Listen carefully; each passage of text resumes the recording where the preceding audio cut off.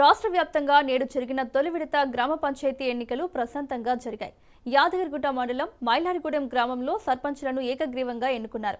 గ్రామంలో 8 వార్డులకు 7 వార్డులు ఏకగ్రీవం కాగా ఒక వార్డు సభ్యునికి మాత్రమే తొలి విడతలో ఎన్నిక జరిగింది. ఈ ఎన్నికలో సర్పంచ్గా మారెడ్డి కొండలరెడ్డిని గ్రామస్తులు తమ ఓటు ద్వారా ఎన్నుకున్నారు. గ్రామాభివృద్ధి కోసం ఏకగ్రీవంగా ఎన్నుకున్నామని గ్రామస్తులు సంతోషం వ్యక్తం చేస్తున్నారు.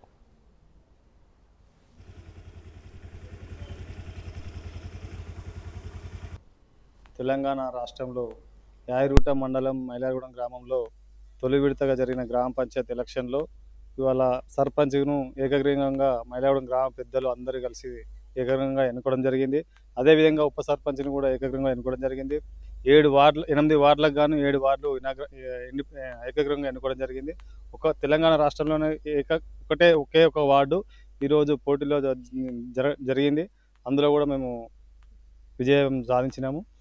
ఈరోజు మైలారగూడెం గ్రామ ప్రజలకు పేరున వారికి ప్రత్యేకంగా ధన్యవాదాలు తెలియజేసుకుంటూ ఈరోజు అందరూ ఏకగ్రీవంగా ఎన్నుకోవడం జరిగింది. ఊరు అభివృద్ధి కొరకై అందరితో పాటు నేను కంపల్సరీ ముందుకు కొనసాగుతున్నానని కోరుకుంటున్నాను.